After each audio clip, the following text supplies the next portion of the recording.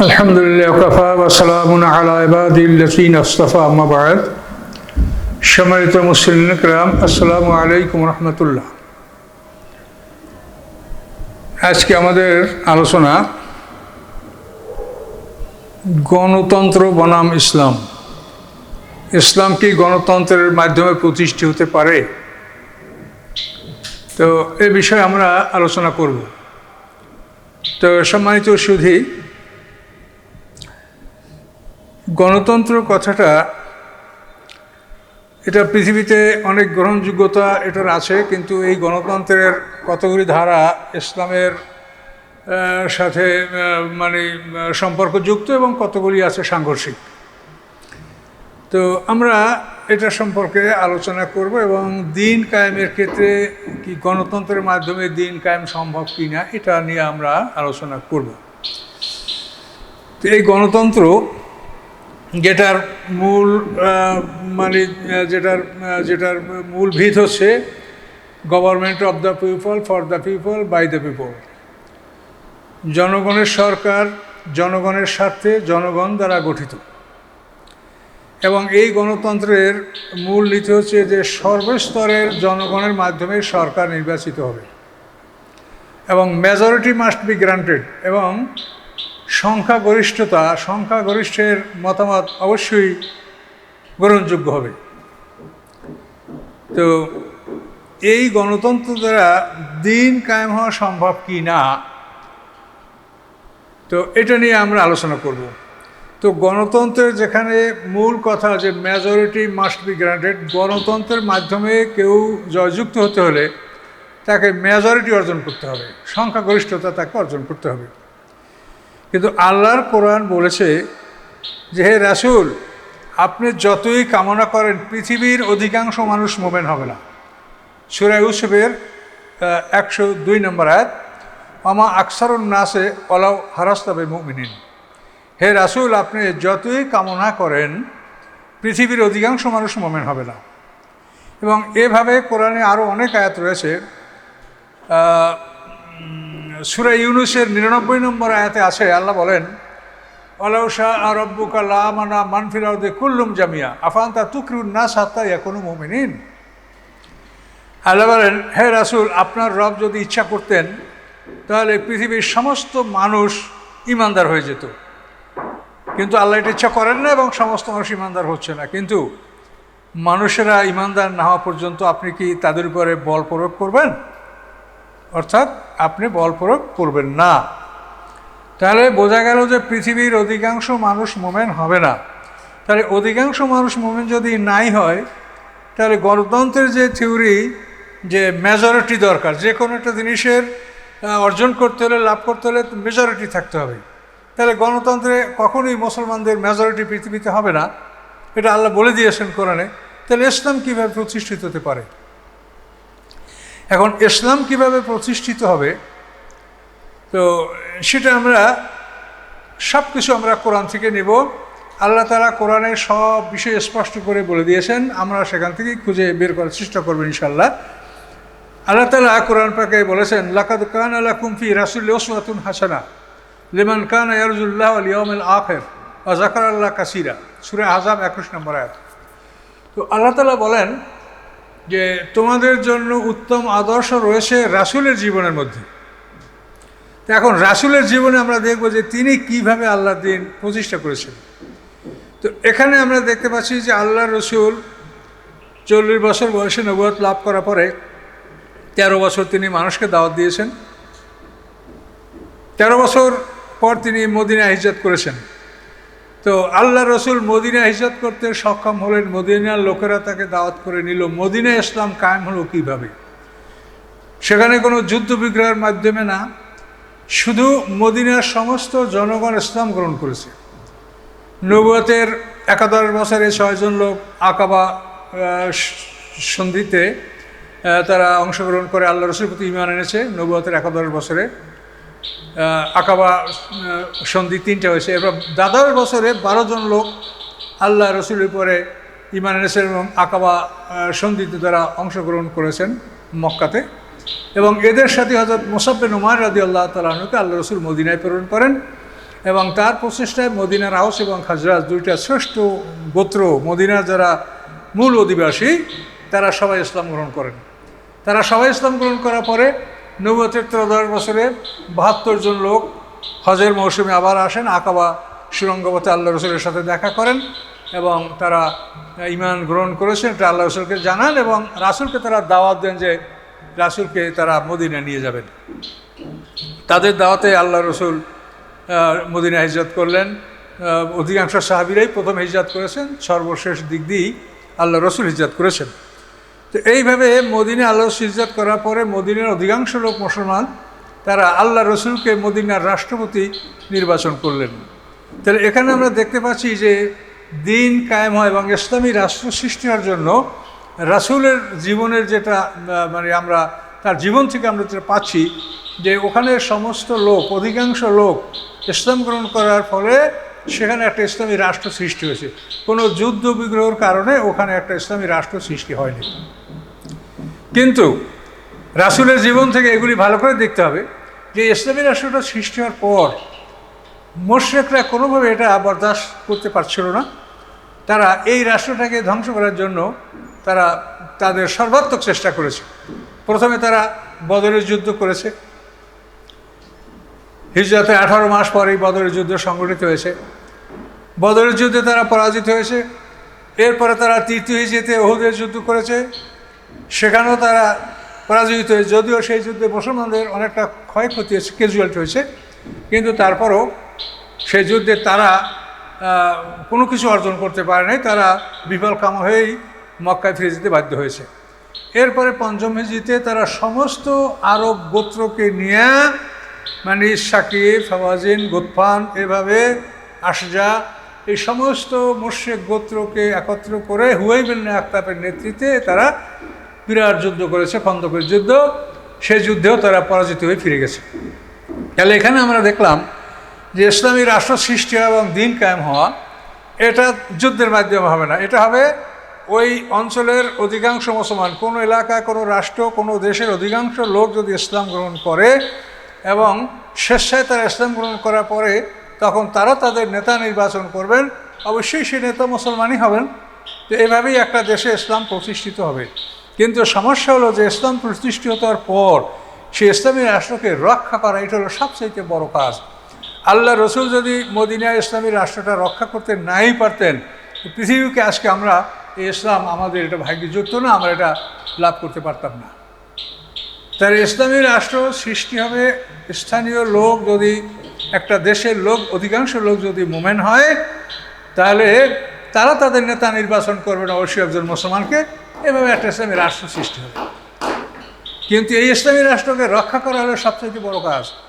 আপনি এই বর্তমান যুগে দেখতে পান যে আফগানিস্তানের তালেবানরা ওরা একটা ইসলামী রাষ্ট্র করেছিল, কিন্তু বিশ্বের সমস্ত অমুসলিমরা কীভাবে, আপনারা সব জানেন, নিজের নাক কেটে পরে যাত্রা ভঙ্গ করা, সেই টুইন টাওয়ার নিজেরা ধ্বংস করে সেই মানে বোঝা বুদর করে চাপিয়ে দিয়ে তারা আফগানিস্তানকে আক্রমণ করলো। সমগ্র পৃথিবীর অমুসলিমরা একসঙ্গে আফগানিস্তান আক্রমণ করলো এবং ধ্বংস করলো।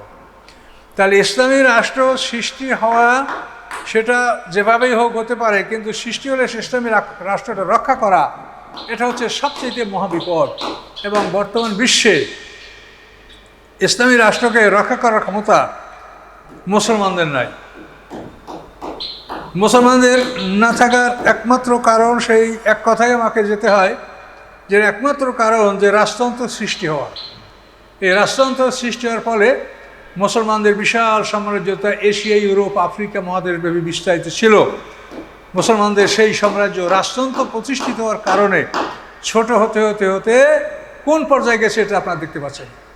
এবং এরপরেও এই রাষ্ট্রগুলির মধ্যে মুসলমানদের জেহাদের স্পৃহা, জেহাদের যে একটা তাদের আগ্রহ, এটা নষ্ট হয়ে গেছে। তার কারণ একজন মানুষ যুদ্ধ করবে আল্লাহর দিনের জন্য, শাহাদাত করবে, আল্লাহর বরণ করবে আল্লাহর দিনের জন্য, কিন্তু একটা পরিবারের জন্য কে যুদ্ধ করবে? রাজতন্ত্রের পক্ষে যুদ্ধ করা মানে একটা পরিবারের জন্য যুদ্ধ করা। এবং এই রাজতন্ত্রের পক্ষে যারা যুদ্ধ করেছে, যান প্রাণ শেষ করে কি পরিণতি তারা পেয়েছে? সকল লোকগুলোকেই রাজতন্ত্র প্রতিষ্ঠিত হওয়ার পরে যারা তাদের পক্ষে যুদ্ধ করেছে সবাইকে হত্যা করা হয়েছে। এই জন্য আমি যে আব্বাসীদের খেলাফতে আব্বাসীদের প্রতিষ্ঠা এর ইতিহাসটা আপনারা দেখেন যে সেখানে এই আব্বাসী খেলাফত প্রতিষ্ঠার জন্য যারা যান প্রাণ দিয়ে চেষ্টা করেছে তাদের সবাইকে হত্যা করা হয়েছে। তাহলে এখন এর থেকে আপনি বুঝতে পারেন যে রাজতন্ত্র সৃষ্টি হওয়ার পরে ওই সমস্ত দেশের মুসলমানরা কখনোই তারা জেহাদ করবে, এই জেহাদের মনোভাব তাদের মধ্যে থাকে না।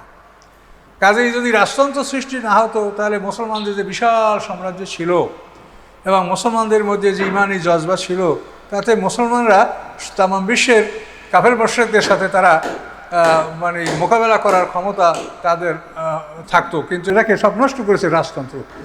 তো সম্মানিত সুধী, এখন প্রশ্ন হলো যে গণতন্ত্রের মাধ্যমে ইসলাম প্রতিষ্ঠিত হতে পারে কিনা। এটা আপনারা নিশ্চিত যে গণতন্ত্রের মাধ্যমে ইসলাম প্রতিষ্ঠা করতে হলে মেজরিটি অর্জন করতে হবে। ইসলাম কোনোদিন মেজরিটি অর্জন করতে পারবে না। তাহলে ইসলাম যেভাবে আল্লাহ রসুল করেছেন, অর্থাৎ দাওয়াতের মাধ্যমে অধিকাংশ লোক, একটা অঞ্চলের অধিকাংশ লোক যদি ঈমান গ্রহণ করে তাহলে সেখানে একটা ইসলামী রাষ্ট্র সৃষ্টি হতে পারে। এছাড়া আপনি যুদ্ধ বিগ্রহ করে আপনারা দেশ জয় করতে পারবেন, কিন্তু দিন কায়েম হবে না। তো এই জন্য দিন কায়েমের ব্যাপারে যে কথাটা আল্লাহ কোরআন পাকে বলেছেন, আন আকিমুদ্দিন আলা তাতাফাররাকু ফি, যে সূরা শূরার মধ্যে আয়াতটা, যে আল্লাহ তাআলা সূরা শূরার 13 নম্বর আয়াত, যেখানে আল্লাহ বলেছেন আন আকিমুদ্দিন আলা তাতাফাররাকু ফি। কথাটা আল্লাহ এমনভাবে বলেছেন, দেখেন কথাটা আল্লাহ এভাবে আল্লাহ তাআলা বলেছেন, শারা লাকুম মিনাদ-দীনি মা ওয়াসা বিহি নূহা, তোমাদের জন্য ওই আইন কানুন বিধিবদ্ধ করা হয়েছে যে আল্লাহ তাআলা নূহ আলাইহিস সালামকে দিয়েছেন। নূহ আলাইহিস সালামকে যে আদেশ দিয়েছিলেন সেগুলি তোমাদের জন্য বিধিবদ্ধ করা হয়েছে। আমা ওহাইনা ইলাইকা, এবং হে রাসূল আপনার কাছে যা ওহীর মাধ্যমে প্রেরণ করা হয়েছে সেটাও বিধিবদ্ধ করা হয়েছে। আমা ওহাইনা ইলা ইব্রাহিমা ওয়া মূসা ঈসা, এবং যা আল্লাহ আদেশ করেছেন ইব্রাহিম আলাইহিস সালামের প্রতি, মূসা আলাইহিস সালামের প্রতি, ঈসা আলাইহিস সালামের প্রতি। কি আদেশ করেছেন? আন আকিমুদ্দিন ওয়া লা তাতাফাররাকু, যে তোমরা দিন প্রতিষ্ঠা করবে, ব্যাপারে তোমার মতভেদ করবে না। তো কোরআনের একটা আয়াত অবিশ্বাস করলে সে মানুষ কাফের হবে, এটা আপনারা সবাই জানেন। কোরআনের প্রত্যেকটা আয়াতের উপর আমাদের বিশ্বাস করতে হবে। তো এখানে আল্লাহ তাআলা নূহ আলাইহিস সালাম থেকে, মানে নূহ আলাইহিস সালাম কি সাহেবে শরিয়াত বলা হয়, এই নূহ আলাইহিস সালাম থেকে আরম্ভ করে ঈসা আলাইহিস সালাম পর্যন্ত সমস্ত নবী রাসূলদের প্রতি তিনি কি আদেশ করেছেন সেই আদেশটা আমাদের জন্য বিধিবদ্ধ করেছেন। সেটা হলো আন আকিমুদ্দিন ওয়া লা তাতাফাররাকু ফি, যে তোমরা দিন কায়েম করো, এ ব্যাপারে তোমরা মতভেদ করো না। এখন এই দিন কায়েমের ব্যাপারে সবচাইতে বড় বাধা হলো রাজতন্ত্র, এবং এই রাজতন্ত্রের পক্ষে দেশের আলেমদের বড় একটা সংখ্যা আছে যারা রাজতন্ত্রকে সমর্থন করছে। আর রাজতন্ত্রকে সমর্থন করার অর্থ হচ্ছে দিন কায়েমের বিরোধিতা করা, স্পষ্ট, এতে কোনো সন্দেহ নাই। রাজতন্ত্রের সমর্থন করার অর্থই হচ্ছে দিন কায়েমের বিরোধিতা করা। তার কারণ রাজতন্ত্রের মধ্যে তারা মানে দিন কায়েমের সমস্ত বিষয়, আমর বিল মারুফ নাহি আনিল মুনকারের সমস্ত দরজা তারা বন্ধ করে দিয়েছে। রাজতন্ত্রের জন্য তারা যাকে হত্যা করা যায় তাকেই তারা হত্যা করবে। রাজতন্ত্রে মানুষের মুখ বন্ধ, রাজতন্ত্রের মধ্যে কোনো মানুষ সে স্বাধীনভাবে কথা বলা তার কোনো ইখতিয়ার নাই। কাজে এই রাজতন্ত্রই মুসলমানদের দিন কায়েমের সমস্ত দরজা বন্ধ করে দিয়েছে। তো এখন কোরআন পাকে যে আল্লাহ তাআলা জিহাদ ও কেতালের কথা বলেছেন, যে তোমরা যুদ্ধ করবে ওই সময় পর্যন্ত যতক্ষণ পর্যন্ত না সারা পৃথিবীতে আল্লাহর দিন প্রতিষ্ঠিত হয় এবং দিন শ্রেষ্ঠত্ব লাভ করে। ওয়াকুনুদ্দিন কুল্লুহু লিল্লাহ লিইয়ুযহিরাহু আলাদ দীনি কুল্লি, সমস্ত মতবাদের উপরে আল্লাহর মতবাদকে প্রাধান্য দিতে হবে এবং সমস্ত পৃথিবীতে আল্লাহর দিন প্রতিষ্ঠিত না হওয়া পর্যন্ত তোমরা লড়াই করে যাও, এই কথা আল্লাহ কোরআন পাকে বলেছেন। তো এখন এই বিষয়টা আমরা কিভাবে পালন করব, সেখানেও আমরা কোরআন থেকে আমরা সঠিক সিদ্ধান্ত নিব। তো যুদ্ধ করার জন্য, লড়াই করার জন্য, লড়াইটা করতে বলা হয়েছে মানুষকে মুসলমান বানাবার জন্য নয়, এটা বলা হয়েছে আল্লাহর দিনকে রক্ষা করার জন্য এবং ইসলামী রাষ্ট্রকে রক্ষা করার জন্য। এখানে মানুষকে মুসলমান বানাবার জন্য নয়, এটা আপনার বুঝতে হবে। মুসলমান বানাবার জন্য আল্লাহ তাআলা যুদ্ধ করতে বলেননি। যুদ্ধ করে যদি মুসলমানরা কোনো অঞ্চল জয় করে, তো সেখানে অমুসলিমদেরকে বলা হয় নাই যে তোমরা কলমা পড়ো, তাহলে তোমাকে মারা হবে, তা না। তাদেরকে বলা হয়েছে যে তোমরা ইসলামী রাষ্ট্রকে জিজিয়া দাও। জিজিয়া হচ্ছে তোমরা যারা সক্ষম, যারা ধনী সক্ষম, তারা বছরে 4 দিনার, আহলে কিতাবরা যারা সক্ষম তারা বছরে 4 দিনার রাষ্ট্রকে জিজিয়া কর দেবে। যারা মধ্যবিত্ত তারা দেবে 2 দিরহাম, এবং যারা গরিব তারা 2 দিনার, এবং যারা গরিব তারা দেবে 1 দিনার। এটা হলো জিজিয়া। এবং কর হলো তাদের যদি চাষাবাদযোগ্য জমি থাকে, তো সেই জমির যে খাজনা নির্ধারণ করা হবে রাষ্ট্রের পক্ষ থেকে, সেটা আদায় করবে। কিন্তু কখনোই বলা হয় না যে তোমরা মুসলমান হও, তোমাদেরকে মুসলমান হতে হবে। তাহলে পৃথিবীতে জিহাদের উদ্দেশ্য, লড়াইয়ের উদ্দেশ্য এই নয় যে মানুষকে মুসলমান বানাতে হবে। এর উদ্দেশ্য হলো আল্লাহর দ্বীনকে প্রতিষ্ঠিত রাখা, ইসলামী রাষ্ট্রকে রক্ষা করা, এবং আল্লাহর আইনকে প্রাধান্য দেওয়া, এবং আল্লাহর আইন যে সমস্ত আইনের চাইতে উত্তম এটা প্রমাণ করা, এবং এটা অবশ্যই প্রমাণিত হবে। তো সম্মানিত সুধী, এই জিহাদের বিষয়টা আমরা কোরআন থেকে জেনে নেব। এই বিষয়টা কিন্তু অনেকটা বিভ্রান্তিকর বিষয়। অনেকে এটা বিভ্রান্তিকর বিষয় না, কিন্তু আমরা আলেমরা বিভ্রান্তি ছড়াচ্ছি। এই বিষয়টা সম্পর্কে ভালো অভিজ্ঞতা না রাখার কারণে অনেকে মানুষকে উত্তেজিত করার জন্য বেশ কিছু কথা বলেন, কিন্তু এই কথাগুলি অত্যন্ত লেমা তাকুলুনা মা লা তাফআলুন, এই পর্যায়ের কথা, যে তোমরা কেন এমন কথা বলো যে কাজ তোমরা করো না। যারা জেহাদের জন্য উদ্বুদ্ধ করে তাদেরকে ডেকে দেখেন কোনো মিছিল মিটিংয়ে, দেখবেন যে তারা সবাই আগে পালাবে, এটা নিশ্চিত। তাহলে এই বিষয়টা কোরআনে কি বলা আছে? কোরআনে প্রথমে আল্লাহ বলছেন যে তোমরা একজন মুসলমান 10 জন কাফের বিরুদ্ধে যুদ্ধ করবে, সূরা আনফালে। পরবর্তীতে আল্লাহ বলে যে না, তোমাদের মধ্যে দুর্বলতা আসে, আল্লাহ এটা জেনে নিয়েছেন। তো সূরা আনফালের 66 নম্বর আয়াতে আল্লাহ বলছেন আনা খাফফাল্লাহু আনকুম ওয়া আলিমা আন্না ফীকুম দাফা, তোমাদের উপরে বিধানটা আল্লাহ হালকা করে দিয়েছেন, এবং আল্লাহ জেনে নিয়েছেন যে তোমাদের উপরে দুর্বলতা এসেছে। কাজেই ফাইয়াকুম মিনকুম মিয়াতুন সাবিরাতুন ইয়াকলু মিয়াতাইন, তোমাদের মধ্যে যদি 100 ধৈর্যশীল থাকে, তারা 200 মুশরিকদের বিরুদ্ধে যুদ্ধ করে জিতবে। ওয়াইয়াকুম মিনকুম আলফুন ইয়াগলু আলফাইন বিইজনিল্লাহ, তোমরা যদি 1000 হও, তো 2000 কাফের বিরুদ্ধে তোমরা যুদ্ধ করে জিতবে। এই আল্লাহ একটা চিরন্তন বিধান আমাদেরকে দিয়ে দিয়েছে। এই যুদ্ধের একটা বিধান যে আমরা দেখব, যদি মুসলমানদের সংখ্যা 3-এর 1 হয়, কাফের মুশরিকদের তুলনায় যদি সংখ্যা 3-এর 1 হয়, তাহলে মুসলমানরা যুদ্ধ করতে পারবে। এটা আল্লাহর পক্ষ থেকে যুদ্ধ করার নির্দেশ আছে। কিন্তু এখন এই 3-এর 1 আপনি ধরবেন কোথার থেকে? একটা দেশের মুসলিম আর মুশরিক এটা ধরবেন, না তামাম পৃথিবীর মুসলমান এবং তামাম পৃথিবীর মুশরিক, কোনটা ধরবেন? এখন ইসলাম যেটা বলে সেটা হলো তামাম পৃথিবীর মুসলমান একটা দেহ, আর তামাম পৃথিবীর কাফের মুশরিক ওরাও একটা দেহ। ওরা যতই নিজেদের মধ্যে ঝগড়া বিবাদ যাই করুক, কিন্তু ওরা মুসলমানদের মধ্যে সবাই এক। আল কুফরু মিল্লাতুন ওয়াহিদা। তাহলে এখন তামাম পৃথিবীর মুশরিকদের তুলনায় মুসলমানদের শিডিউল্ড মুসলমান, অর্থাৎ তালিকাভুক্ত মুসলমান যারা আমরা আছি, তারা হলাম 4 ভাগের 1 ভাগ। এখন এই তালিকাভুক্ত মুসলমান যারা আমরা পৃথিবীতে, বিধর্মীদের 4 ভাগের 1 ভাগ, আমাদের মধ্যে ইসলাম বোঝে এরকম লোক শতকরা 1 জনও আপনি পাবেন না। তাহলে মুসলমানরা কিভাবে আল্লাহর এই আদেশ পালন করবে বলেন? আপনি যে এমনি এক জায়গায় মরে যাবেন, এটা তো আল্লাহ বলেন নাই। আল্লাহ রসুলকেও তো হিজরত করতে বলা হয়েছে, সাবধান হতে বলা হয়েছে, তার জন্য পাহারার ব্যবস্থা ছিল।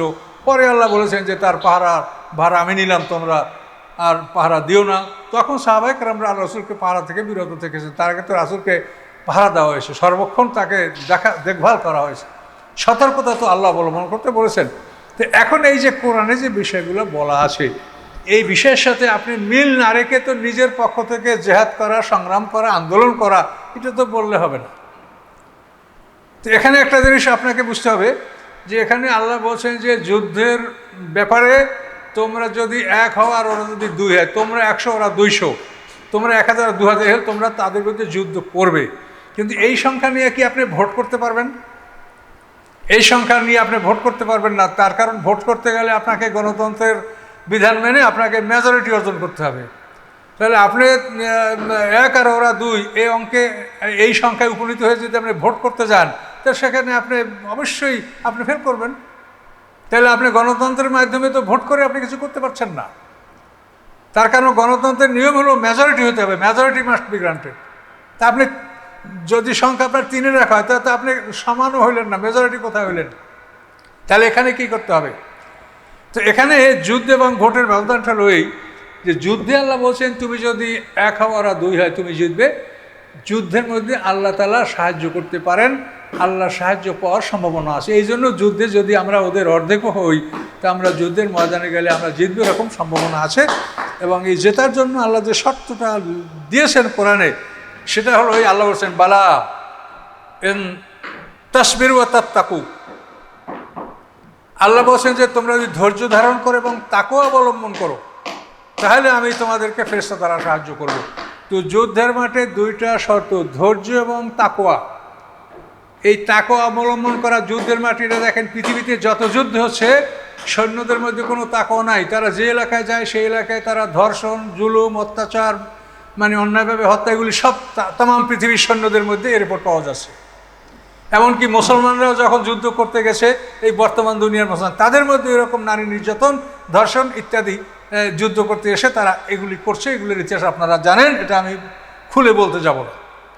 তাহলে যুদ্ধে মুসলমানরা সাহায্য পাবে 2টা শর্তে, তাসবিরু ওয়া তাত্তাকু, ধৈর্য ধারণ করতে হবে এবং তাকওয়া অবলম্বন করতে হবে। এভাবে যদি ধৈর্য এবং তাকওয়া নিয়ে মুসলমানরা মুশরিকদের বিরুদ্ধে যুদ্ধে নামে বা মুসলিমদের বিরুদ্ধে যুদ্ধে নামে তাহলে তারা তাদের যদি অর্ধেক সংখ্যা হয় তাহলেও তারা জিতবে, এ সম্ভাবনা আছে। কিন্তু ভোট করতে গেলে 3 1 সংখ্যা আপনার হয়েছে, এই সংখ্যা নিয়ে যদি আপনি ভোট করতে যান তো ভোটের ক্ষেত্রে তো আল্লাহ তাআলা ফেরেশতা নামাইয়া আপনাকে ভোটে সাহায্য করবে না, যে ফেরেশতারা কিছু ভোট দিয়ে আসুক আপনার পক্ষে, তো করবে না। তাহলে আপনি ভোটটা কীভাবে করবেন? তো এই জন্য ইসলামী যে দলগুলো ভোট করে, আমার জানা মতে কোরআনে এদের পক্ষে কোনো প্রমাণ নাই যে এই ভিত্তিতে তারা ভোট করতে পারে, কোনো প্রমাণ নেই। এরা অযথাই নিজেদের সময় নষ্ট করে, জানমাল নষ্ট করে এবং অনেক মানুষের জীবন বিনষ্ট হয়। এগুলি দ্বারা তারা কিছুই করতে পারে না। তা তো আপনারা দেখতেই পাচ্ছেন যে মানে কেউ ভোট করিয়া 300-তে 3 সিট পায়, কেউ ভোট করিয়া একটাও পায় না। এই আর এগুলোর দ্বারা কি হবে? তা কাজেই এই জন্য গণতন্ত্রের মাধ্যমে এবং ভোটের মাধ্যমে এগুলি কিছুই অর্জন করা যাবে না। আর যুদ্ধটাও আপনাকে ভালো করে বুঝতে হবে, যুদ্ধ যে আপনি করবেন সেখানে আল্লাহ তাআলা আপনাকে যে সংখ্যায় উপনীত হতে বলেছে সেই সংখ্যায় আপনি উপনীত কোনোদিন আপনি হতে পারছেন না। তো এখন এইখানে নিরাশ হবেন না। কোরআন থেকে আরও 2টা কথা আছে, সেটা শুনেন। কোরআন শরীফে আর একটা আয়াত আছে যে কাম্মিম ফিয়াতান কালিলাতান গালাবাত ফিয়াতান কাসীরাতান বিইজনিল্লাহ, যে পৃথিবীতে এরকম বহু ছোট ছোট দল বড় বড় দলের উপরে জয়যুক্ত হয়েছে, এরকম বহু নিদর্শন, বহু ইতিহাস পৃথিবীতে আছে। যেমন দাউদ আলাইহিস সালাম যে জালুত বাদশার কতলা দাউদ ও জালুত, সূরা বাকারার মধ্যে যে ঘটনা আছে যে দাউদ আলাইহিস সালাম জালুত বাদশাকে হত্যা করেছিল। যখন দাউদ আলাইহিস সালাম নবুয়ত লাভ করেন নাই, সেখানে নবী ছিল শামুয়েল আলাইহিস সালাম আর বাদশা ছিল তালুত। তো এদের মাধ্যমে সেখানে যুদ্ধ হয়েছিল জালুত বাদশার বিরুদ্ধে। 313 জন মানুষ তাদের বিরাট বাহিনীকে পরাজিত করে এবং জালুত বাদশাকে হত্যা করা হয়। তাহলে এখানে এই দৃষ্টান্ত কোরআনে আছে যে কাম্মিম ফিয়াতান কালিলাতান গালাবাত ফিয়াতান কাসীরাতান বিইজনিল্লাহ, বহু ছোট ছোট দল বড় বড় দলকে পরাজিত করেছে এবং তারা জয়যুক্ত হয়েছে আল্লাহর আদেশে। তো এই ধরনের যুদ্ধগুলি সাধারণত আমরা দেখতে পাই ইতিহাসে যে এই ধরনের যুদ্ধগুলিতে সাধারণত নবী রাসূলরা উপস্থিত থাকেন। নবী রাসূলদের উপস্থিতিতে এইরকম যুদ্ধ হয়। যেমন বদরের যুদ্ধে, সেখানে কিন্তু কোরআনে যে আল্লাহ আইন দিয়েছে যে মুসলমানরা অন্তত কাফেরদের অর্ধেক হবে, কিন্তু বদরের যুদ্ধে তা ছিল না। মুসলমানরা 313 জন, ওরা 1000। তাহলে এখানেও কিন্তু আল্লাহ তাআলা এই ছোট দলকে বড় দলের উপরে আল্লাহ বিজয়ী করেছেন। তাহলে এখন দেখা যায় যে কাম্মিম ফিয়াতান কালিলাতান গালাবাত ফিয়াতান কাসীরাতান বিইজনিল্লাহ, এটা হয় মানে নবী রাসূলদের উপস্থিতি। এবং এই বিষয়টা আমরা সাহাবীদের যতক্ষণ কাল ছিল, তাদের যতক্ষণ যুগ ছিল, সেই যুগেও আমরা এই ধরনের বিজয় দেখতে পাচ্ছি যে ছোট দল বড় দলের উপরে জয়যুক্ত হয়। এটা সাহাবায়ে কেরামদের জীবন ইতিহাসের মধ্যে আমরা এটা পাচ্ছি, কিন্তু তারপরে আমরা এরকম নিদর্শন বা দৃষ্টান্ত আমাদের চোখে পড়ে না। সাহাবীদের মধ্যে এই দৃষ্টান্ত দেখেন, হযরত আবু বকর সিদ্দিক রাদিয়াল্লাহু তাআলা আনহুর জামানায় ইয়ামামার যুদ্ধ শেষ হয়, ব্যাটেল ইয়ামামা, যেখানে মুসাইলামা কাযযাব ভণ্ড নবীদের বিরুদ্ধে মুসলমানরা যুদ্ধ করেছে এবং মুসলমানদের ব্যাপক ক্যাজুয়ালিটি হয়েছে, ক্ষয়ক্ষতি হয়েছিল। এই যুদ্ধে মুসলমানরা জয়যুক্ত হয়, মুসাইলামা কাযযাবকে হত্যা করা হয়। তলি আসাদি পলায়ন করে, পরে সে ইসলাম গ্রহণ করে। সাজা নামী ওই মহিলাও পরে ইসলাম গ্রহণ করেছে। আর আসওয়াদ উনাসি ও ছিল ইয়েমেনে, তাকে তো এক সাহাবী হত্যা করেছে, তার নাম হলো ফিরোজ দাইলামি। এই ফিরোজ দাইলামি আসওয়াদ উনাসি ও ছিল ইয়েমানে, তাকে হত্যা করা। যেই রাতে তাকে হত্যা করেছে আল্লাহ রসুল বলেছেন যে আজ রাতে ফিরোজ দাইলামি আসওয়াদ উনাসিকে হত্যা করেছে। এটা বলার 1 মাস পরে ইয়ামান থেকে সেই কাফেলা মদিনায় ফিরে আসে, তখন আল্লাহ রসুল দুনিয়াতে নাই, কিন্তু তার আগেই তার হত্যার ঘটনা মদিনাবাসীকে আল্লাহ রসুল শুনিয়েছেন। এটা ছিল তার আল্লাহর মদদ, আল্লাহ তাকে গায়েবের খবর জানিয়ে দিয়েছিলেন। তো এখন সংক্ষিপ্ত কথা যে আবু বকর সিদ্দিক রাদিয়াল্লাহু তাআলা জামানায় এই ইয়ামামার যুদ্ধ শেষ হওয়ার পর তিনি খালিদ ইবনে ওলীদকে বললেন যে তুমি ইরাকে যুদ্ধের জন্য যাও। তো ইরাকের দিকে উনি রওনা হয়ে গেলেন। আর আবু বকর সিদ্দিক আরও একটা আদেশ দিলেন যে মুসলমানরা এই যুদ্ধে বহু ক্লান্ত হয়েছে, তাদের বহু জখম হয়েছে, কাজী যে সমস্ত মুসলমানরা মদিনায় ফিরে আসতে চায় তুমি তাদেরকে মদিনায় ফিরে আসতে অনুমতি দাও। তো খালিদ ইবনে ওলীদ আবু বকর সিদ্দিকের কথা জানালেন, তাতে অনেক মুসলমান মদিনায় ফিরে গেল। তাতে মুসলমানদের বাহিনীতে সৈন্য সংখ্যার ঘাটতি দেখা গেল। খালিদ ইবনে ওলীদ আবু বকর সিদ্দিককে লিখলেন যে আমাকে সাহায্য সৈন্য পাঠান, সৈন্যের সংখ্যা খুবই কমে গেছে। তখন আবু বকর সিদ্দিক একজন সৈন্য পাঠালেন, তার নাম কাকা ইবনে আমর। তখন খালিদ ইবনে ওলীদের পক্ষে আবু বকর সিদ্দিক রাদিয়াল্লাহু তাআলা আবার চিঠি লেখা হলো যে যেখানে মুসলমানদের সৈন্য ঘাটতি এবং সিরিয়ার বিরুদ্ধে যুদ্ধ করতে হবে, তো সেখানে আপনি মাত্র একজন সৈন্য পাঠালেন। তখন আবু বকর সিদ্দিক বললেন যে দেখো, কাকা ইবনে আমরের মতো একজন সৈন্য যে বাহিনীর মধ্যে থাকবে সেই বাহিনী পরাজিত হবে না। সুবহানাল্লাহ, কত বড় আশ্চর্য যে কাকা ইবনে আমরের মতো একজন সৈন্য যে বাহিনীতে থাকবে সেই বাহিনী পরাজিত হবে না। সত্যিই পরাজিত হয়নি। সেই ইরাক হযরত খালিদ ইবনে ওলীদের জামানায়, আবু বকর সিদ্দিকের জামানায় সেই মুসলমানরা ইরাক জয় করেছিল। তাহলে এইসব জায়গায় অর্থাৎ সাহাবায়ে কেরামদের জামানায়ও দেখা যায় যে আল্লাহর কোরআনের ওই বিধান যে কাম্মিন ফিয়াতান কালিলাতান গালাবাত ফিয়াতান কাসীরাতান বিইজনিল্লাহ, এটা সাহাবাদের যুগেও এই ঘটনা সংঘটিত হয়েছে। তাহলে যুদ্ধ এবং দিন কায়েমের একটা সূরাত আছে। আচ্ছা, আর একটা জায়গায় আপনি বলতে পারেন যেগুলো আপনাদের প্রশ্ন আসবে যে মুসলমানদের সংখ্যা যদি অন্তত কাফেরদের অর্ধেক না হয়, তো সেখানে আল্লাহ যুদ্ধ করতে নিষেধ করেছেন।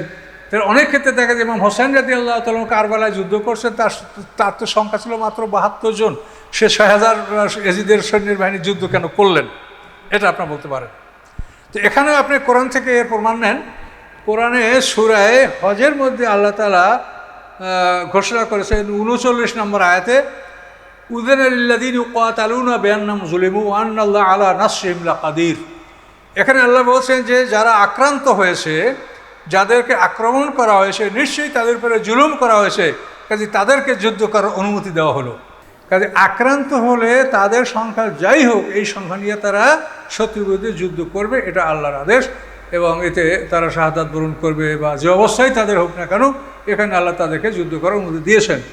এই জন্য পৃথিবীতে দেখতে পাই যে আব্দুল ইবনে জুবায়ের হাজ্জাজ ইবনে ইউসুফের বিরুদ্ধে যে যুদ্ধ করেছেন, সেখানে আব্দুল ইবনে জুবায়েরের সৈন্য সংখ্যা খুবই কম ছিল। 6 মাস পর্যন্ত মক্কা অবরোধ রাখার পরে আব্দুল্লাহ ইবনে জুবায়েরের অধিকাংশ সঙ্গী সাথীরাই দল ত্যাগ করে চলে গিয়েছিল। খুব সামান্য সংখ্যা নিয়েই আব্দুল ইবনে জুবায়ের হাজ্জাজ ইবনে ইউসুফ দিয়ে যুদ্ধ করে শাহাদাত বরণ করছে। এভাবে আমরা পৃথিবীতে বহু ইতিহাস, যেমন জায়েদ ইবনে জয়নুল আবদিন, ইমাম হোসাইনের ছেলে জয়নুল আবদিন, তার ছেলে জায়েদ ইবনে জয়নুল আবদিন, যে ওই যুগের শ্রেষ্ঠ আলেম ছিলেন, তিনি ওই রকম সামান্য সংখ্যক লোক নিয়ে তিনি যুদ্ধ করে সে হিশাম ইবনে আব্দুল মালিকের বাহিনী এবং তার প্রাদেশিক গভর্নর ইউসুফ ইবনে আমর, কুফার গভর্নর, তার সাথে যুদ্ধে মোকাবেলা করে জায়েদ ইবনে জয়নুল আবদিন তিনি শাহাদাত বরণ করেন। এরপরে তার ছেলে খুব মস্ত আনসার ইয়া তাকে হত্যা করা হয়। তো এভাবে এই যে একটা যুদ্ধের নিয়ম, এটাও আপনারা বুঝে নেন। এখানে হচ্ছে যে তারা আক্রান্ত হয়েছে, এখানে তারা অ্যাগ্রেসিভ অ্যাটাক করে নাই, তারা আক্রমণ করে নাই, তারা যুদ্ধ করতে যায় নাই। ইমাম হোসেন কারবালায় কী জন্য গেছে এটা আপনাদের স্পষ্ট জানা আছে, যে তাকে তারা দাওয়াত দিয়েছে এবং সে যাওয়ার পরে সে বলেছে যে তোমরা আমাকে গ্রহণ না করো, আমাকে যেতে দাও, কিন্তু তাকে যেতে দেওয়া হয়নি, যেতে দেওয়া হবে না, জোরপূর্বক এজিদের বয়াত তার থেকে নেওয়া হবে। কিন্তু তিনি এই অন্যায় বয়াত গ্রহণ না করে যুদ্ধ করে শাহাদাত বরণ করেছেন। তাহলে যুদ্ধের আমরা তিনটা পদ্ধতি কোরআন দেখতে পাচ্ছি। একটা হলো যে দিনের হেফাজতের জন্য এবং দিন কায়েমের জন্য যুদ্ধ করতে হলে অন্তত আমাদের সংখ্যা শত্রুর সংখ্যার অর্ধেক হতে হবে। 100-র মোকাবেলায় আমরা যদি 100, ওরা যদি 200 হয় আমরা 100 হই, ওরা 1000, ওরা 2000, আমরা 1000, তাহলে আল্লাহ তাআলা এই যুদ্ধের ময়দান ত্যাগ করতে আমাদেরকে নিষেধ করেছেন। এ হলো একটা নির্দেশ। আর 2 নম্বর হল আক্রান্ত হলে সংখ্যা যাই হোক তারা যুদ্ধ করবে। আর 3 নম্বর হলো যে বহু ছোট দল বড় দলের উপরে যুদ্ধ করলে তারা জয়যুক্ত হয়েছে। তো এখন আমাদের পৃথিবীতে সামনে যে অবস্থাগুলি আসে, এখন কোন অবস্থায় যে আল্লাহর দিন জয়লাভ করবে এটা আমাদের কাছে অনিশ্চিত। তাহলে আমরা এখানে এতটুকু বলতে পারি যে যুদ্ধের মাঠে যাওয়ার মতো কোনো পরিস্থিতি পরিবেশ আমাদের নাই। কোরআনের দৃষ্টিতে যেভাবে প্রস্তুতি নিতে হবে সে প্রস্তুতি নেওয়ার কোনো সুযোগ আমাদের নাই। ইসলামী রাষ্ট্র আমরা সৃষ্টি করতে পারছি না। আর ইসলামী রাষ্ট্র ছাড়া তো এমনি যুদ্ধ করা কোনোভাবেই শরিয়াতের বৈধতা নাই। আল্লাহ রসুল মদিনায় হিজরত করছেন, তারপরে তিনি মদিনার গভর্নর হয়েছেন, তারপর সেখানে তিনি যুদ্ধের আদেশ লাভ করেছেন।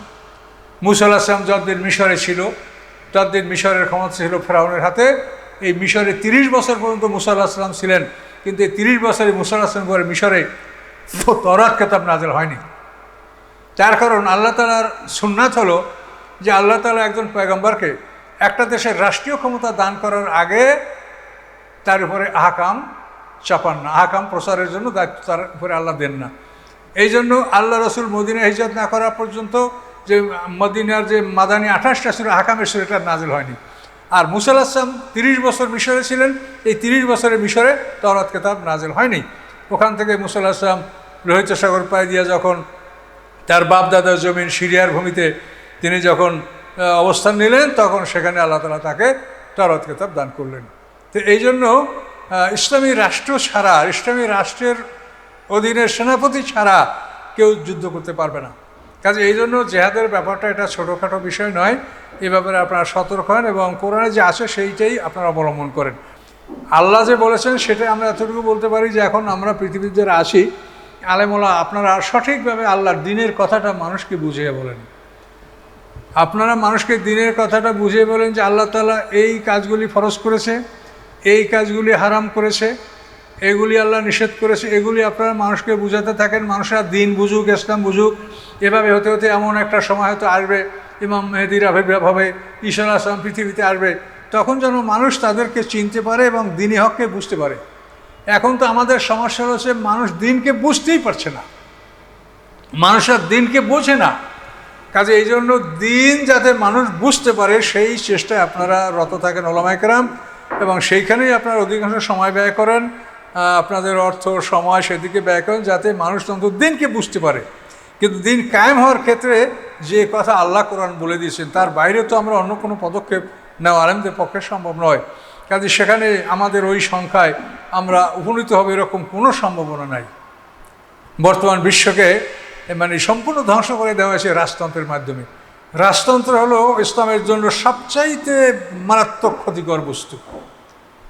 এই জন্য দেখেন যে পৃথিবীতে যে রাজতন্ত্র দেশগুলি আছে, এই ইহুদি খ্রিস্টানরা এই রাষ্ট্রগুলিকে হেফাজত করে, পৃষ্ঠপোষকতা করে। তার কারণ মুসলমানকে ধ্বংস করার জন্য এই পদ্ধতিটাই সবচাইতে ভালো পদ্ধতি। তারা যে যুদ্ধ করে মারবে, এভাবে সেভাবে মারবে, তার সাথে রাজতন্ত্রের মাধ্যমেই মুসলমানরা এমনি খুব ভালোভাবে মরবে, এটা তারা জানে, ধ্বংস হবে। এই জন্য তারা এই রাজতন্ত্রকে তারা পাহারা দেয়, রাজতন্ত্রকে তারা হেফাজত করে, আমাদের শত্রুরা, ইসলামের শত্রুরা। কাজে এই জন্য এগুলি আমাদের কিছু করার নাই। উলামায়ে কেরামদেরকে বলবো যে আপনারা কথা যখন বলেন কোরআনকে সামনে রেখে কথা বলেন। আপনারা ওই আহলে কিতাব মতো হয়েন না যাদেরকে বলা হয়েছে নাবাদা ফারিকুম মিনাল ইউতুল কিতাবা কিতাবাল্লাহ ওয়ারা যুহুরিহিম, যে তাদের একদল আল্লাহর কিতাবকে পিঠের পিছনে ফেলে দিয়ে তারপর তারা কথা বলছে, কাজ করছে। তো আমাদেরও এরকম আমার মনে হচ্ছে, খুব দুঃখ লাগছে যে অনেকে যে কথা বলেন মনে হয় যে আল্লাহর কিতাবকে আপনারা পিঠের পিছনে ফেলে রেখেছেন, আল্লাহর কোরআনকে সামনে রাখেন। কোরআনে যেভাবে বলা আছে সেভাবে আপনারা বলেন। রাজতন্ত্রের পক্ষে কথা বলতে গিয়ে অনেক সময় আপনারা যে কথা বলেন তাতে আপনারা সত্যচ্যুত হচ্ছেন, এটা আপনারা কোরআনের সাথে মিলিয়ে দেখেন। কাজে এই কথাগুলি আমি বলেছি বারবার বললে হয়তো আপনারা মন খারাপ করবেন, কিন্তু তারপরে বলতে হচ্ছে যে এইটার জন্য সমাজে একটা ফিতনা হচ্ছে। কথাগুলি আপনারা কোরআন থেকে মিলিয়ে বলেন, কোরআন দেখা বলেন, কোরআনকে পিঠের পিছনে ফেলে রেখে বলেন না। কোরআনে যে কথাগুলো বলা হয়েছে, রাদিয়াল্লাহু আনহুম কথাটার ব্যাপারে কোরআনে স্পষ্ট বলা হয়েছে যে রাদিয়াল্লাহু আনহুমটা এটা হচ্ছে সূরা তওবার 100 নম্বর আয়াতটা, এটা আপনারা বারবার স্টাডি করে দেখেন যে এখানে বলা হয়েছে আস-সাবিকুনাল আউয়ালুনা মিনাল মুহাজিরিন ওয়াল আনসারি, আনসার মুহাজিরদের মধ্যে যারা অগ্রবর্তী, যারা প্রথমবর্তী, আল্লাযিনা তাবাউহুম বিইহসানিন, এবং যারা নিষ্ঠার সাথে তাদের আনুগত্য করে, রাদিয়াল্লাহু আনহুম, আল্লাহ তাদের প্রতি সন্তুষ্ট। তো এখানে আল্লাহ তাআলা তাদেরকে কোনো সময় নির্ধারিত করে দেন না যে এই সময় পর্যন্ত আল্লাহ রাদিয়াল্লাহু থাকবেন। এটা হচ্ছে সিনিয়র আনসার মুহাজিরদেরকে আনুগত্য করবে কিয়ামত পর্যন্ত যারা, তাদের সকলের প্রতি আল্লাহ তাআলা সন্তুষ্ট। আপনি সাফাতুত তাফাসির দেখেন, মোল্লা আলী সাবুনির লেখা, সৌদি আরবের লেখক উনি বলছেন যে এই যে আল্লাহ রেজামন্দি, এটা কিয়ামত পর্যন্ত মানুষ পাবে। আর আরেকটা বিষয় যেটা মানে আমি বলতে আমার ভয় লাগছে, যে তাবি বলতে শুধু আমরা মনে করি যে সাহাবীদেরকে যারা দেখছেন তারা তাবিন, কিন্তু কোরআনের আয়াত বলে যে সাহাবীদেরকে কিয়ামত পর্যন্ত যারা অনুসরণ করবে তারা সবাই তাবিন।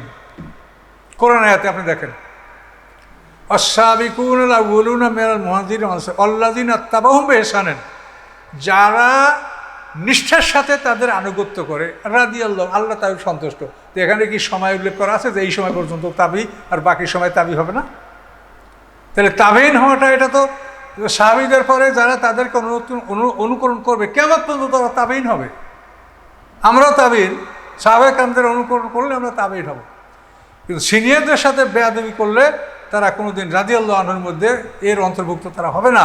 এটা আপনারা কোরআন দেখে বলেন, নিজে গায়ের জোরে বলেন না। আল্লাহ যাকে বলছে যে যে ব্যক্তি ইচ্ছাকৃতভাবে মোমেন হত্যা কমাইয়াতুল মোমেনের মতো আম্মেদান, যে ব্যক্তি ইচ্ছাকৃতভাবে মোমেন হত্যা করে, ফাজাজাহু জাহান্নামু খালিদিনা ফিহা, তার শাস্তি হলো সে জাহান্নামে অনন্তকাল থাকবে। ও গাযযাবাল্লাহু আলাইহি, তারপর আল্লাহর গজব, ও লাআনাহু, তারপর আল্লাহর লাআনাত, ওয়াদালু আযাবান আযীমা, তার জন্য আল্লাহ সৃষ্টি রেখেছেন, প্রস্তুত রেখেছেন বড় শাস্তি। এটা কোরআনের আয়াত। এখানে কি কেউ বাদ আসে যে অমুকে বাদ যায় আর বাকিদেরকে শাস্তি দেওয়া হবে? হামাইয়াতুল মুমিনের মতো আমরা যে কেহই ইচ্ছাকৃত মুমিন হত্যা করবে তার এই বিচার আল্লাহ কোরআনে ঘোষণা করেছে। এখানে আপনি একজনকে এক্সেপশন বাদ দিয়া আর সবাইকে শাস্তি দেবেন, আল্লাহ কি এটা বলেছে? কাজে আগে নিজে বাঁচেন, আল্লাহর সামনে হাজির হতে হবে। কোরআনের কথাগুলি সঠিক বলেন। আল্লাহ যাকে এতগুলি কথা কোরআনে সরাসরি বলেছে যে ইচ্ছাকৃতভাবে মুমিন হত্যা করলে তার এই শাস্তি হবে। কাজে আপনার এইসব ক্ষেত্রে অনেক সময় মানে সত্যচ্যুত হচ্ছেন এবং সত্যকে আড়াল করে আপনার কথা বলছেন। কাজে ইবির থেকে আপনারা সতর্ক হন। আমি একেবারে খুলে বললাম না, আপনারা সবাই বুঝতেছেন, আপনারা সতর্ক হন, কোরআনকে সামনে রেখে কথা বলেন। কোরআনের একটা আয়াত সম্পর্কে, যে এই যে গণতন্ত্রের মধ্যে আছে যে অধিকাংশ মানুষের কথা, মেজরিটি মাস্ট বি গ্রান্টেড, এখানে আমাদের ওলামাও বলেন যে কোনো সময় মেজরিটি অনুযায়ী সিদ্ধান্ত গ্রহণ করা যাবে না। তো এখানে ইসলামে যেটা আমরা দেখতে পাচ্ছি রাসূল এবং সাহাবীদের জামানায়, সেখানে অনেক সময় দেখা যায় যে মেজরিটি বা সংখ্যাধিক্যের রায় গ্রহণ করা হয়েছে, এরকম দৃষ্টান্ত কোরআনে আসে। তো যারা বলেন যে মেজরিটি বা সংখ্যাধিক্যের সিদ্ধান্ত গ্রহণ করা যাবে না, তারা কোরআনে ওই আয়াতটা বলে থাকেন, সূরা আনামের 116 নম্বর আয়াত, ওয়াইন তুতে আকসারা মানফির আউদি ইউদিল্লুকা আন সাবিলিল্লাহ এই ইয়াত্তাবিউনা যন্না ওয়া ইনহুম ইল্লা ইয়াখরুসুন। সূরা আনামের 116 নম্বর আয়াত। এই আয়াতে আল্লাহ বলেছেন, যদি পৃথিবীর অধিকাংশ মানুষকে আপনি অনুকরণ করেন তা আপনারা তাকে বিপদগামী করবে, যেহেতু তারা ধারণার অনুকরণ করে এবং তারা অনুমানিক কথা বলে। সূরা আনামের 116 নম্বর আয়াত আল্লাহ এ কথা বলেছেন। তো এখানে আপনাকে বলতে হবে ওয়াইন তুতে আকসারা মানফিল আরদ, মানে পৃথিবীর অধিকাংশ মানুষ। এই পৃথিবীটা বলতে কোন জায়গাটা বোঝানো হয়েছে? এখানে এই আরদ হলো মক্কা, এই হিজরতের আগে এই সূরাটা হলো মক্কি। তো এটা মক্কি সূরা। তো এই মক্কার জমিনে যারা বসবাস করে কাফের মুশরিক, তারা আল্লাহর রসুলকে নানা রকম প্রলোভন, নানা রকম তাকে বুদ্ধি দেওয়া, যে যেমন আল্লাহ মারলে সেটা আপনারা খান না, নিজেরা মাইরা খান, এটা কেমন কথা? যে আল্লাহ যেটা মারছে, মরা গরু মরা প্রাণীও খান, আপনারা নিজেরা মাইরে খান, তো আল্লাহ মারলে সেটা খাবেন না, এটা কেন আপনারা করেন? এভাবে তারা রাসূল এবং মুসলমানদের সাথে যুক্তিতর্ক দেখাতো। আল্লাহ রাসূলকে বলতো যে আপনি আমাদের মূর্তিকে চুম্বন না করে হেজ্জাজ চুম্বন করতে পারবেন না। তো এই ধরনের যে তাদের মানে ইসলামবিরোধী দাবি দেওয়া, এ ব্যাপারে আল্লাহ বলেছেন যে এই পৃথিবী মানে মক্কা, এই মক্কার মুশরিকদের কথা যদি আপনি মানেন তাহলে ওরা আপনাকে বিপদগামী করবে। ওরা ধারণা, কল্পনা এবং অনুমান ভিত্তিক কথা বলে। তো এই জন্য এই আয়াতের উপরে যদি আপনি তাফসীর করেন যে আল্লাহ মেজরিটিকে নিষেধ করেছে, এটা ঠিক হবে না। মেজরিটি অধিকাংশ লোকের সিদ্ধান্ত, যেমন ওমর ফারুক যখন খেলাফতের ব্যাপারে 6 সদস্য বিশিষ্ট কমিটি করেছেন, তখনও তিনি বলছেন যে এরা অধিকাংশ যে সিদ্ধান্ত করে তোমরা মেনে নিও, যদি তারা সমান সমান হয়ে যায় 6 জন, তো তালহা, জুবায়ের, সাদ, আব্দুর রহমান ইবনে আওফ, হযরত ওসমান, হযরত আলী আর সাদ ইবনে আবি ওয়াক্কাস। তালহা, জুবায়ের, সাদ, আব্দুর রহমান ইবনে আওফ, হযরত ওসমান, হযরত আলী, এই 6 জন। তিনি বলছেন যে এদের অধিকাংশ যে সিদ্ধান্ত দেয় তোমরা সেটা মাইনো, যদি তারা সমান সমান হয়ে যায় তো আব্দুর রহমান ইবনে আওফ যে দলে থাকে তাদের কথা মানবে। তো এখানেও দেখা যায় যে সংখ্যাগরিষ্ঠের বিষয়টাকে গ্রহণ করতে বলা হয়েছে। আল্লাহ রসুল এরকম ওহুদের যুদ্ধের সময় আল্লাহ রসুল ইচ্ছা ছিল যে শহরের ভিতরে যুদ্ধ করবেন, কিন্তু অধিকাংশ সাহাবীরা বললেন যে আমরা শহরের বাইরে যুদ্ধ করব। আল্লাহ রসুল এটা গ্রহণ করলেন। খন্দকের যুদ্ধের সময় আল্লাহ রসুল সাহাবায়ে কেরামদেরকে নিয়ে পরামর্শ করছেন যে মদিনা শহর কীভাবে রক্ষা করা যায়। কাজে অধিকাংশের কথা মানা যাবে না। এটা হলো যে এই আয়াতটা যেখানে বলা হয়েছে সেটা আপনি সঠিকভাবে বলেন। এই আয়াতটা মক্কি এবং এই আকসারা মানফিল আর এই আয়াত বলতে মক্কার জমিনের মুশরিকদেরকে বলা হয়েছে। কাজে এই আয়াত দ্বারা এটা প্রমাণ হবে না যে অধিকাংশ লোকের কোনো সিদ্ধান্ত মানা যাবে না। তবে ইসলামে একক সিদ্ধান্ত মানারও দৃষ্টান্ত আছে। যেমন আবু বকর সিদ্দিক রাদিয়াল্লাহু তাআলা আনহুর একক সিদ্ধান্ত মুসলমানরা মেনেছিল। আল্লাহ রাসূল ইন্তেকাল করার পরে যে যুদ্ধ বিগ্রহগুলি সামনে ছিল, ওসামার যুদ্ধ, তারপরে বাহরাইনে মানজার ইবনে সাবির গ্রুপ মোরতাদ হয়ে গেল, এর বিরুদ্ধে যুদ্ধ, আবাস এবং জুবিয়ান গোত্রের লোকেরা জাকাত দিতে আসে, তার বিরুদ্ধে যুদ্ধ, ভণ্ডামীদের বিরুদ্ধে যুদ্ধ। এগুলি যখন আবু বকর সিদ্দিক পরামর্শের জন্য সাহাবায়ে কেরাম থেকে ডাকলেন, তারা বলেছিলেন যে এটা আমরা একটু পরে করব, আমাদেরকে সময়। কিন্তু আবু বকর সিদ্দিক বলেছেন এখনই করব, এখন করব, আমি এখনই যাব। এই বলে তিনি একাই ঘোড়ার উপরে উঠে গেলেন এবং ঘোড়াটা সামনে অগ্রসর করে দিলেন। তখন সবাই দাঁড়ায় গেল এবং তার ঘোড়া মাঝে নিয়ে সবাই গোল হয়ে দাঁড়ায় গেল, বললো যে আপনার হাতে আমরা বায়াত গ্রহণ করছি, আপনি যা বলেন তাই মানবো, বলেন কী করতে হবে। তখন উনি ওখানে বসে সিদ্ধান্ত দিলেন যে যারা মোরতাদ হয়েছে সেখানে আলা হাজরামি যুদ্ধে যাবে, ভণ্ডামীদের বিরুদ্ধে খালিদ ইবনে ওলীদ, মুসান্না এরা যাবে, তারপরে ওসামার যুদ্ধে ওসামা যাবে, জাকাত দিতে অস্বীকার তাদের বিরুদ্ধে আমি যাব। এইভাবে একসঙ্গে সমস্ত যুদ্ধগুলো পরিচালনা করা হয়েছিল আবু বকর সিদ্দিকের একার সিদ্ধান্তে। এমনকি ওমর ফারুকও এই সিদ্ধান্তের বিরুদ্ধে করেছিলেন, কিন্তু আবু বকর সিদ্দিক মানেননি। যুদ্ধ থেকে ফিরে আসার পরে সবাই বলেছে আবু বকর সিদ্দিক ঠিক ছিলেন, আমরা ভুল। তাহলে ইসলামে সবচাইতে বেশি জ্ঞানী, যে সবচাইতে আল্লাহর দ্বীন সম্পর্কে যে বেশি জ্ঞান রাখে, তার একক সিদ্ধান্ত মেনে নেওয়া, এটারও বিধান ইসলামে আসে।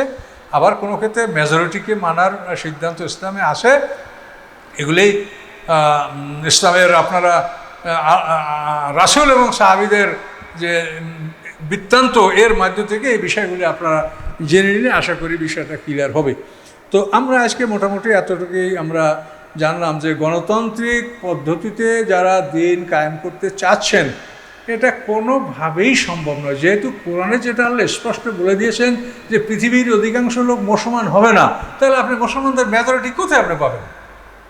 কাজেই দিন কায়েম হবে যদি এলাকার লোকদেরকে ব্যাপক হারে, যেরকম মদিনার লোকদেরকে বুঝিয়ে শুনিয়ে সব মুসলমান হয়ে গেছিল, এভাবে যদি মানুষ দিন কবুল করে তাহলে এর মাধ্যমেই দিন কায়েম হতে পারে।